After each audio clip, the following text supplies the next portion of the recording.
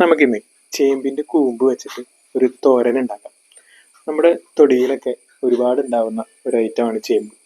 ഒരുപാട് health benefits ഉള്ള ഒരു ചെടിയാണ് ചേമ്പ്. അപ്പോൾ അതിൻ്റെ കൂമ്പ് എടുത്തിട്ട് തോരൻ ഉണ്ടാക്കിയാൽ ഹെൽത്തിയുമാണ്, നല്ല ടേസ്റ്റിയുമാണ്. ഒരുപാട് പൊട്ടാസ്യവും ഫൈബറുമുള്ള ഒരു ചെടിയാണ് ചേമ്പ്. അതുകൊണ്ട് തന്നെ നമ്മുടെ ദഹനത്തിനും ഹൃദയത്തിനും വളരെ ഗുണം ചെയ്യുന്നതാണ് ചേമ്പ്.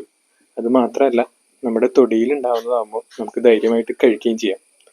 വീട്ടിൽ പ്രത്യേകിച്ച് കറികളൊന്നും വെക്കാനില്ലെങ്കിൽ ഒന്ന് പറമ്പിലേക്ക് ഇറങ്ങിയാൽ ഒരുപാട് ഐറ്റംസ് നമുക്ക് ഇങ്ങനെ തോരൻ വെക്കാനായിട്ട് കിട്ടും. അപ്പോൾ ചേമ്പിൻ്റെ കൂമ്പെടുത്ത് കഴുകിയതിന് ശേഷം നമുക്ക് അത് ചെറുതായി അരിഞ്ഞ് ഒരു പാത്രത്തിലേക്ക് മാറ്റാം.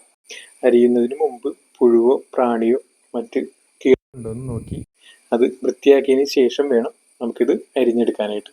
ഇനി നമുക്ക് വേണ്ടത് 4 ചുവന്നുള്ളിയാണ്.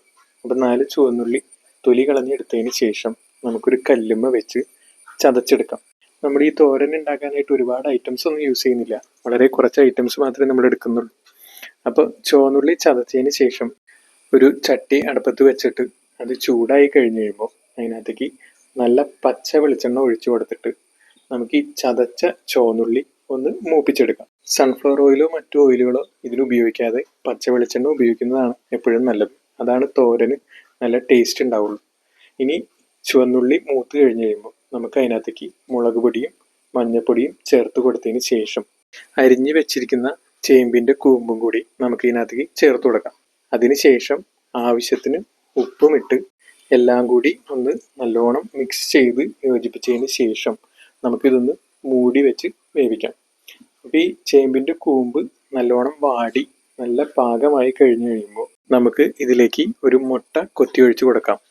മുട്ട ഓപ്ഷണലാണ് കേട്ടോ, ആവശ്യമുള്ളവർക്ക് ചേർത്താൽ മതി. മാത്രമല്ല, മുട്ട ചേർത്ത് കൊടുക്കുകയാണെന്നുണ്ടെങ്കിൽ അതിൻ്റെ ഒരു ടേസ്റ്റും കൂടി തോരനുണ്ടാവും. പിന്നെ മറ്റെല്ലാ കറികളും വെക്കുമ്പോൾ നമ്മൾ അതിനകത്തേക്ക് വേപ്പില ആഡ് ചെയ്യും. പക്ഷേ ഇതിനകത്ത് നമ്മൾ വേപ്പില ആഡ് ചെയ്യുന്നില്ല, കാരണം ഇലക്കറികളിൽ വേപ്പില ആഡ് ചെയ്യാതിരിക്കുന്നതാണ് നല്ലത്. വേപ്പില ആഡ് ചെയ്ത് കഴിഞ്ഞാൽ നമ്മൾ എടുത്ത ഇല ഏതാണോ അതിൻ്റെ ഗുണം കിട്ടില്ല എന്നാണ് പറയുന്നത്. അപ്പോൾ നമ്മുടെ ചേമ്പിൻ്റെ കൂമ്പിൻ്റെ തോരൻ റെഡി ആയിട്ടുണ്ട്. ഇനി നമുക്ക് നല്ല ചോറും കൂട്ടി എൻജോയ് ചെയ്യാം. എല്ലാവരും ഒന്ന് ട്രൈ ചെയ്ത് നോക്കണേ. നല്ല ഹെൽത്തി ആയിട്ടുള്ള ഒരു ഡിഷാണ്.